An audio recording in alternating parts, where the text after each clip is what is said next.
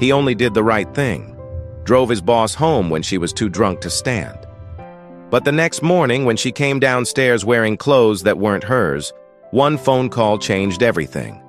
For a black man, a single father, there's no room for misunderstanding.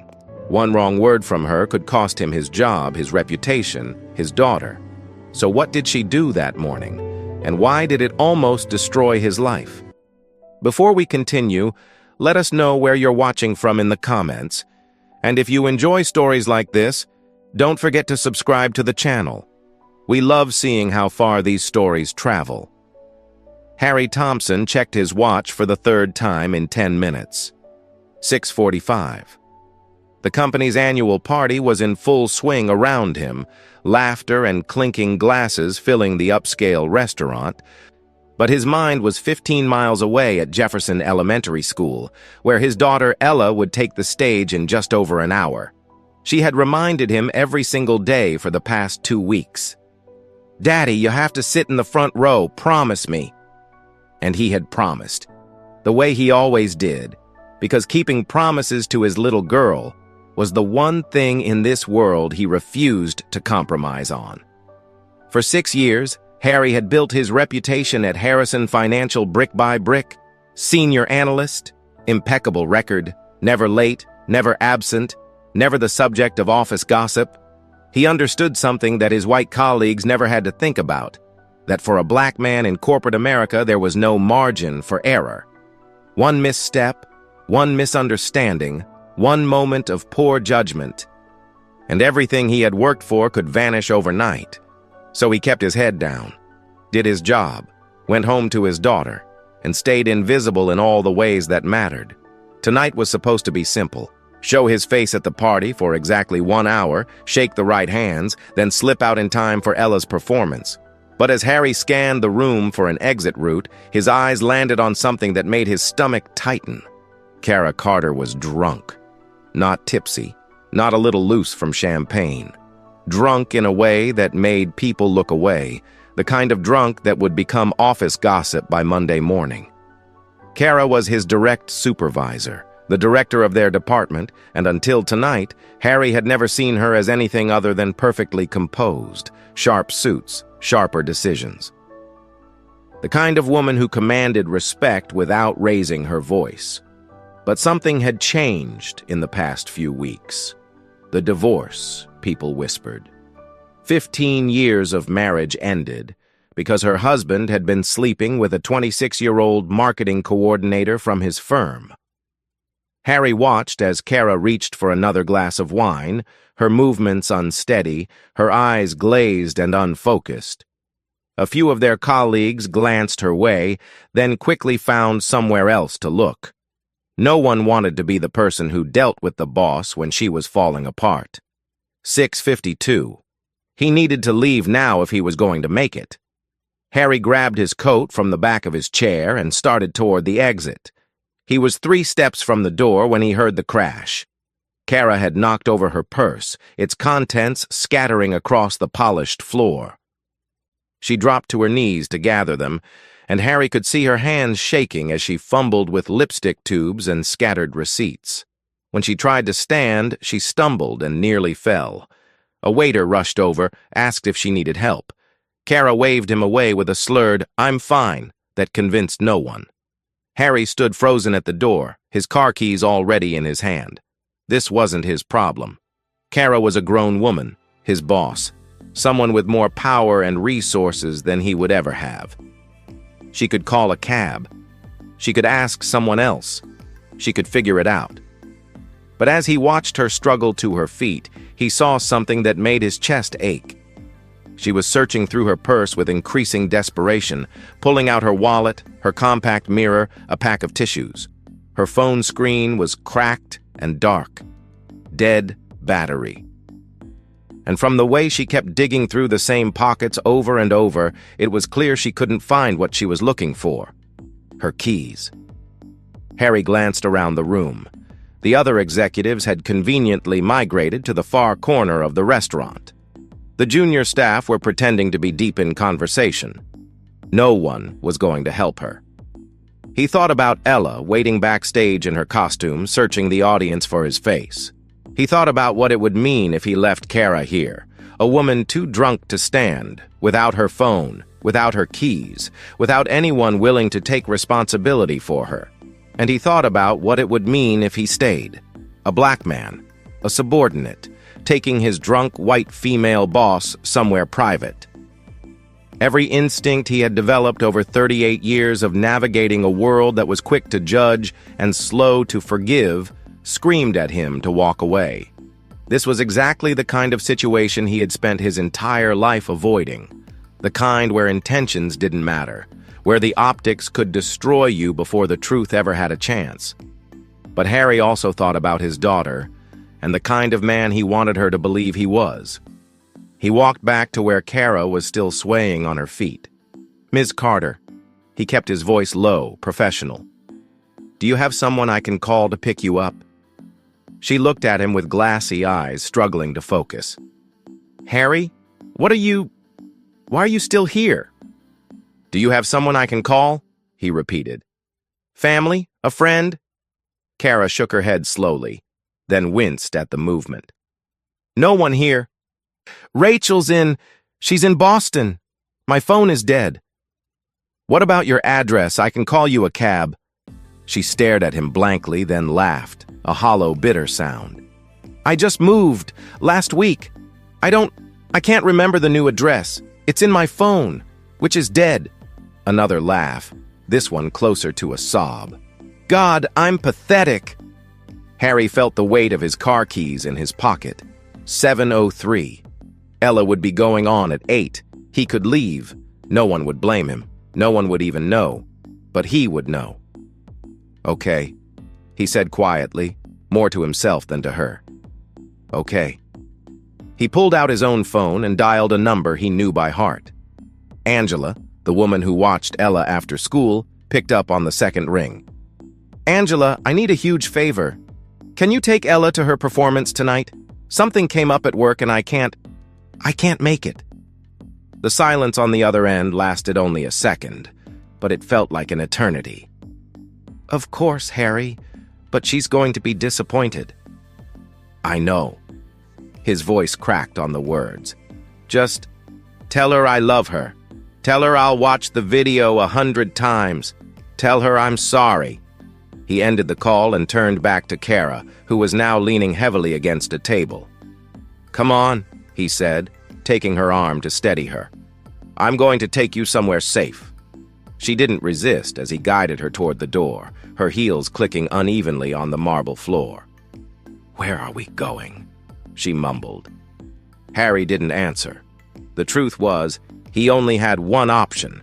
Her phone was dead, she didn't know her own address, and he couldn't leave her alone in a hotel room in this condition. He was going to take her to the only place he could keep an eye on her until she sobered up, his home. The drive took 20 minutes, and Kara drifted in and out of consciousness in the passenger seat. Halfway there, she suddenly grabbed his arm. "Stop the car!" she gasped. "I'm going to be sick!" Harry pulled over to the side of the road just in time. Kara stumbled out and vomited onto the grass, her body heaving while she gripped the car door for support. Harry found a bottle of water in the back seat and handed it to her when she was done. "Thank you," she whispered, her voice raw. "I'm sorry. I'm so sorry." He helped her back into the car and kept driving. When he pulled into his driveway, the house was dark. Angela must have already left with Ella. The realization hit him like a physical blow. Somewhere across town, his daughter was about to perform the biggest moment of her 8-year-old life, and she would look into the audience and not find her father's face. He had done the right thing. He kept telling himself that as he helped Kara out of the car, as he guided her up the front steps, as he unlocked the door to his modest 2-bedroom house. The right thing. But sitting in the darkness of his living room, listening to a stranger's breathing from the couch while his daughter performed without him, Harry couldn't help but wonder if the right thing was going to cost him everything. Harry didn't sleep that night. After settling Kara on the couch, he found a clean blanket in the hallway closet and draped it over her. Her silk dress was wrinkled and stained from the evening's ordeal, so he left one of his old t-shirts and a pair of sweatpants folded on the coffee table, along with a glass of water and 2 aspirin. He noticed her phone on the floor where it had fallen from her purse. The screen was cracked, but the phone itself seemed functional, just dead. He plugged it into a charger near the couch so she would have it when she woke up. Then he sat down at the kitchen table and wrote a note on a piece of paper torn from Ella's homework notebook. "Miss Carter, you're at my house. You had too much to drink at the company party and couldn't get home safely. I'm sleeping in my daughter's room. If you need anything, knock on the door at the end of the hall. Harry!" He placed the note next to the water glass, positioning it where she would see it the moment she opened her eyes. Then he turned off the lights and retreated to the hallway, leaving the bathroom light on so she wouldn't be disoriented if she woke up in the middle of the night. At 9:30, his phone buzzed. A text from Angela. She did amazing. Standing ovation. "But she kept looking for you. I recorded the whole thing. Sending it now." Harry stared at those words until his vision blurred. A video file came through a moment later, but he couldn't bring himself to watch it. Not yet. He typed back a simple thank you, then set the phone face down on the kitchen counter. The sound of a car pulling into the driveway came at 10:45. Harry was at the front door before Angela could even knock, stepping outside and pulling it closed behind him so the noise wouldn't wake Kara. Angela was a retired school teacher in her 60s who had been watching Ella since she was 3 years old. She looked at Harry now with an expression that wasn't quite judgment, but wasn't quite understanding either. "She fell asleep in the car," Angela said quietly, gesturing to where Ella was slumped in the back seat. "Wore herself out with all that performing. Thank you for doing this. I know it was last minute." Angela studied his face for a long moment. "Everything okay, Harry?" "Work emergency," he said, the lie tasting bitter on his tongue. It couldn't wait. She didn't press further, just nodded and helped him transfer Ella from the car to his arms. His daughter stirred slightly, her small hands finding their familiar grip around his neck, her face burrowing into his shoulder. "Daddy?" she murmured, still half asleep. "I'm here, baby. Let's get you to bed." He carried her inside, moving quietly past the living room where Kara's silhouette was visible on the couch, but Ella's eyes fluttered open at exactly the wrong moment, and she lifted her head to look around. "Daddy? Who's that lady?" Harry's heart stuttered. "She's someone from my work, sweetheart. She got sick and needed a place to rest for the night." Ella squinted at the couch, then looked back at her father with the unfiltered curiosity of an 8-year-old. "Is she going to be okay?" "She'll be fine by morning. Now let's get you to bed." He carried her to her room, helped her change into pajamas, and tucked her in with the stuffed elephant she'd had since she was a baby. When he leaned down to kiss her forehead, Ella grabbed his hand. "You missed my song, Daddy." The words were simple, matter of fact, delivered without accusation. That somehow made them worse. "I know, baby, I'm so sorry. But Angela recorded it, and I'm going to watch it first thing tomorrow morning. I promise." Ella was quiet for a moment. "Okay," she finally said, and the easy forgiveness in her voice nearly broke him. Harry pulled a thin blanket from her closet and spread it on the floor beside her bed. He lay there in the darkness, staring at the glow-in-the-dark stars Ella had stuck on the ceiling 2 years ago, and listened to her breathing slowly deepen into sleep. In the living room, a stranger lay on his couch, and every minute that passed wound the knot in his stomach tighter. Morning came too quickly. Harry woke to gray light filtering through the curtains and the sound of movement from the living room. He checked his phone, 6:53, then carefully extracted himself from the blanket and crept to the door. Kara was sitting up on the couch, her head in her hands. Even from the hallway, Harry could see her shoulders shaking. He should give her a moment. Let her collect herself, read the note, understand the situation before he appeared. That would be the smart thing to do. But before he could retreat, Kara's phone, now charged from the outlet where he had plugged it in, lit up on the coffee table. She grabbed it with trembling hands and dialed a number.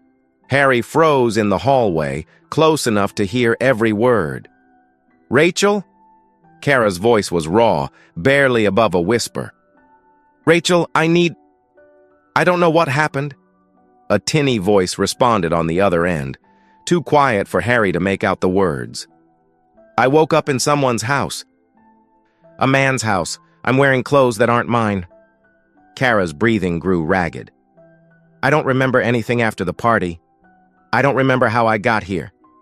I don't know if... Rachel, I don't know what happened to me last night." Harry's blood turned to ice. He could hear Rachel's voice rising on the other end, sharp and urgent. Questions being fired in rapid succession. "His name is Harry. He works for me." Kara was crying now, the words coming out in fragments. "I don't remember getting in his car. I don't remember coming here. I woke up and I was wearing his clothes, and I can't. Rachel, what if something happened?" Harry stood perfectly still, his back pressed against the hallway wall, and felt the ground shifting beneath his feet. He knew how this would play out. He had known from the moment he made the decision to bring her here. But hearing it spoken aloud, hearing the fear in her voice, the implicit accusation buried beneath the confusion, made it real in a way that turned his stomach. A black man, a subordinate, his drunk white female boss in his house, wearing his clothes with no memory of how she got there. It didn't matter what actually happened. It didn't matter that he had slept on his daughter's floor. It didn't matter that he had left a note, left water, left aspirin, done everything he could think of to make sure she felt safe when she woke up. What mattered was the story that would be told, and he had no control over that story. Rachel's voice was louder now, and Harry caught fragments. "Stay right there. Don't leave. Calling the police. Get on a flight." "I don't know if I should do that," Kara was saying. "I don't know if anything actually... I just can't remember, Rachel. I can't remember." "Daddy?" Harry spun around. Ella was standing in the doorway of her room, rubbing sleep from her eyes. "Good morning, sweetheart." He fought to keep his voice steady. "Let's get you some breakfast, okay? Nice and quiet because our guest is still waking up." But Ella had already spotted Kara through the living room doorway. Before Harry could stop her, she patted down the hallway in her bare feet. "Are you feeling better today, ma'am?" Kara looked up, startled, the phone still pressed to her ear. Her eyes were red and puffy, mascara smeared beneath them, and for a moment, she just stared at the little girl standing in front of her. What? Daddy said you were sick last night." Ella tilted her head to the side. "My daddy makes really good soup when I'm sick. Do you want him to make you some?" Kara's gaze shifted from Ella to Harry, who had followed his daughter into the living room. Something flickered across her face, confusion, then calculation, then something else Harry couldn't quite read. "Rachel, hold on." She lowered the phone. "You have a daughter?" "Yes." Harry put his hands on Ella's shoulders, resisting the urge to pull her behind him like a shield. "This is Ella." "I'm 8, Ella added helpfully. "I was in a play last night. Daddy couldn't come because he was helping you." The words hung in the air like a verdict. Kara's expression shifted again, and Harry watched her take in the details she had been too panicked to notice before. The small house decorated with a child's artwork, the refrigerator covered in school photos and report cards, the stack of picture books on the coffee table, and then her eyes found the note on the coffee table, half hidden beneath the glass of water. She picked it up and read it slowly, her lips moving slightly as she traced the words. "Rachel, I'll call you back." She ended the call before her friend could respond. For a long moment, no one spoke. Then Kara looked up at Harry with an expression he had never seen on her face before. Not in 6 years of working under her, not in countless meetings and performance reviews and late nights at the office. She looked lost. "Harry," her voice was hoarse. I need to ask you something, and I need you to tell me the truth." He nodded, even though every muscle in his body was tensed for impact. Last night, did we... She couldn't finish the sentence, but she didn't need to. Harry kept his voice steady, even though his heart was hammering against his ribs. "No, nothing happened. You were very drunk at the party. No one was helping you. Your phone was dead and you couldn't remember your new address, and I couldn't leave you there alone. So I brought you here." He gestured toward the couch. "I left clean clothes for you because your dress was ruined. I wrote that note so you would know where you were when you woke up. I plugged in your phone so you could call someone in the morning. And I slept on the floor in my daughter's room. That's everything. That's the whole story." Kara stared at him, searching his face for something, a lie, a tell, a crack in the story. "The whole story," she repeated quietly. "The whole story." She looked down at the note in her hands again, then at Ella, then back at Harry. And he watched her do the math. The children's books, the school photos, the little girl offering soup to a stranger. "Why?" she finally asked. "Why did you help me? You could have just left." Harry thought about the question. He thought about all the reasons he had considered walking away, all the risks he had calculated in those few seconds at the restaurant door. "Because my daughter was watching," he said simply. "Not last night. She was at her play. But in my head, she's always watching.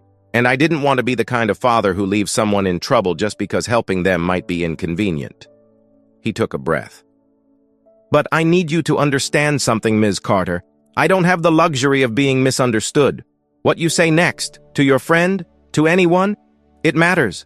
It matters more than you probably realize." Kara's face crumpled, and for a terrible moment Harry thought she was going to cry again. But instead, she just sat there, clutching the note he had written, looking at the little girl who had asked if she wanted soup. "I think," she said slowly, "I think I need a minute." Harry nodded. He took Ella's hand and led her toward the kitchen. "Come on, sweetheart, let's make some breakfast." Behind him, he heard Kara pick up her phone again, but she didn't dial. She just sat there, holding it, staring at the screen like it held all the answers to questions she wasn't sure how to ask. And Harry stood in his kitchen, pouring cereal for his daughter, and waited for a woman he barely knew to decide his fate. The kitchen felt smaller than usual. Harry stood at the counter, pouring milk over Ella's cereal, and his hands were not quite steady. From the living room came the sound of footsteps, slow and uncertain. Harry kept his eyes on the cereal bowl, on his daughter, on anything except the woman who was now standing in the doorway. Kara had been walking through the house and he knew what she had seen. The refrigerator covered in Ella's artwork, crayon drawings of houses and flowers, and stick figures holding hands. The small bookshelf in the hallway stuffed with picture books and school projects. The framed photos on every surface. Ella's first day of kindergarten, Ella missing her 2 front teeth, Ella and Harry at the county fair with cotton candy stuck to their faces, and at the end of the hallway, visible through the open door of Ella's room, the thin blanket still spread on the floor where he had slept. Harry finally looked up. Kara was standing in the doorway, and something in her expression had changed. The panic was gone, replaced by something that looked almost like shame. "I need to make a phone call," she said quietly.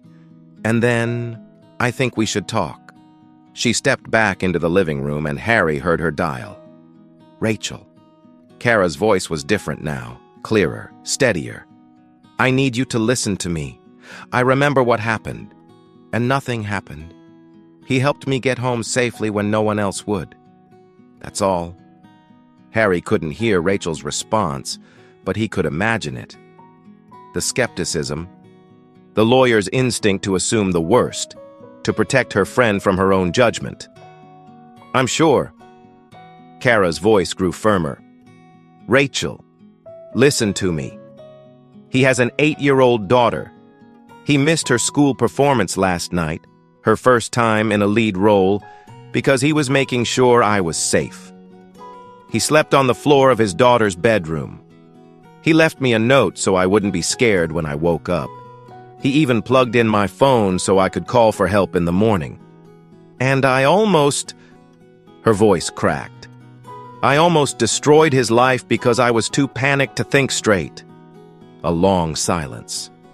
Yes, I'm positive. No, I'm not being coerced.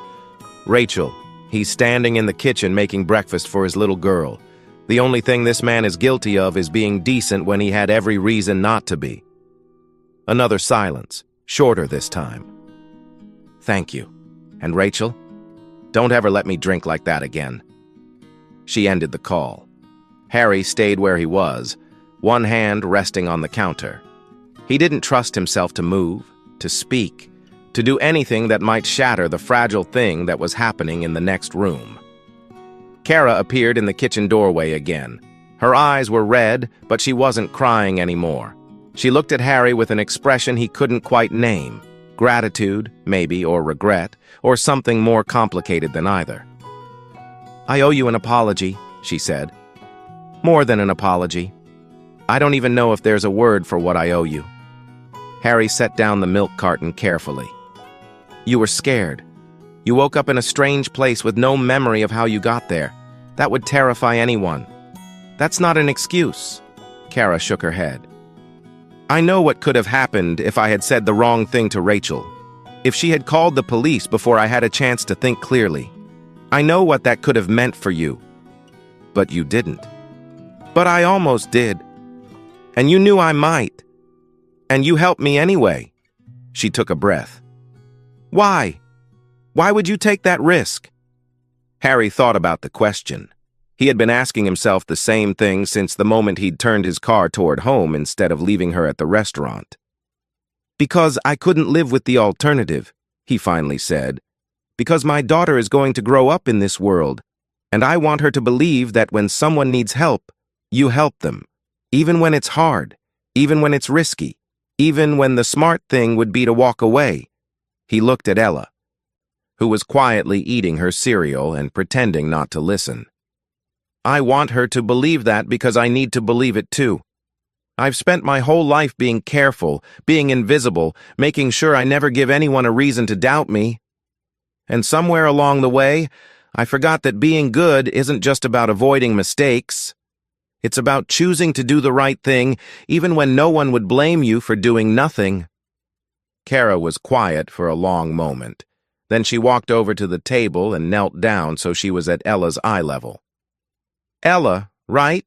That's your name? Ella nodded, a spoonful of cereal halfway to her mouth. I want you to know something, Kara said. Your daddy is one of the best people I've ever met. And I'm very sorry that he missed your play because of me. Ella considered this with the gravity only an 8-year-old can muster. That's okay. Angela recorded it on her phone and sent it to Daddy. He can watch it whenever he wants. She looked at her father. Can we watch it now, Daddy? I want to show the lady my solo. Harry pulled out his phone and found the video Angela had sent the night before. He hadn't been able to bring himself to watch it then, but now, with Ella bouncing excitedly in her chair and Kara standing quietly beside him, he pressed play. The video was shaky, filmed from somewhere in the middle of the audience, but Harry could see his daughter clearly. She was wearing a costume made of green felt and cardboard leaves, and she was singing about the importance of recycling with the absolute conviction that only elementary school performers possess. And then, near the end of the song, Ella looked directly at the camera.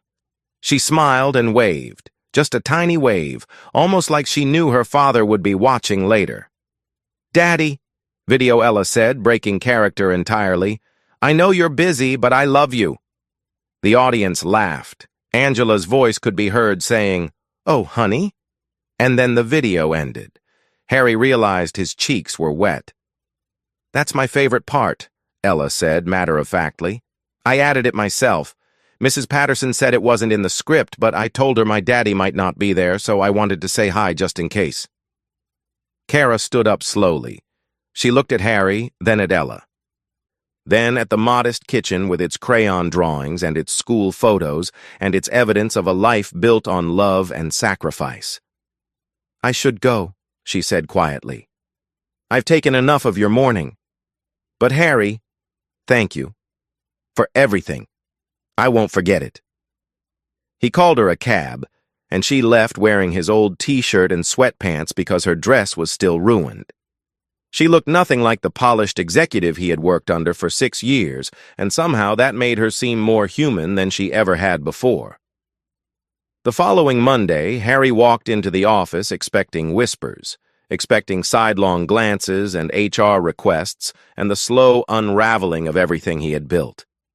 Instead, there was nothing. No rumors, no gossip, no knowing looks. Kara had kept her word. The weeks that followed were strange in ways Harry couldn't quite articulate. Nothing dramatic changed. No promotions, no special treatment, no public acknowledgement of what had happened that night. But something had shifted between them, something subtle and real. When Kara looked at him in meetings, there was a recognition there that hadn't existed before. When she assigned projects, she sought his input in ways she never had. Not favoritism, exactly, just respect, the kind that had to be earned. On a Thursday afternoon in early December, Kara stopped by his desk. Harry looked up from his spreadsheet, surprised. She rarely came down to the analyst floor. "Does Ella have any more performances coming up?" she asked. The question caught him off guard. "The Christmas play, 2 weeks from now. She's playing an angel this time." Kara nodded. "Don't miss it.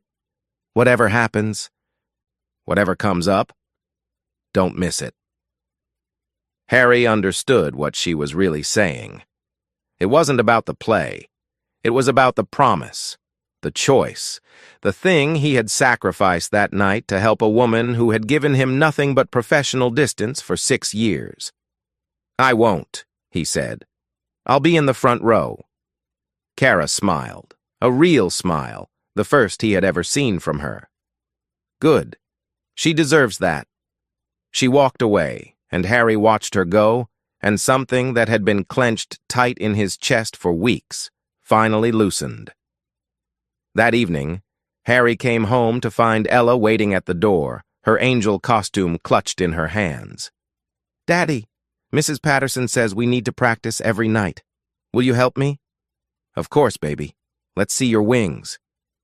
Later, after they had run through her lines a dozen times and eaten dinner and read 2 chapters of her favorite book, Ella looked up at him with serious eyes. "Daddy, are you sad that you missed my other play?" Harry pulled her close. "A little. But I'm proud of you. So proud. And I promise you something. Next time, I'm going to be right there in the front row. Nothing is going to stop me." Ella grinned. "I'll wave at you from the stage." "You better." She fell asleep with her head on his shoulder, and Harry sat there in the quiet of their small house, holding his daughter, thinking about everything that had happened and everything that could have happened, and the thin, fragile line between the two. For years, he had lived his life trying to be invisible, trying to avoid mistakes, trying to never give anyone a reason to question his character. He had believed that safety lay in smallness, in caution, in never putting himself in a position where he could be misunderstood. But that night at the party, he had made a different choice, a dangerous choice, and somehow, against all odds, it had led him here, to this moment, with his daughter in his arms and a future that felt, for the first time in years, like something more than just survival. Maybe the world wasn't fair, maybe it never would be, but maybe, just maybe, there were still people in it who could see him for who he really was, and maybe that was enough to keep trying.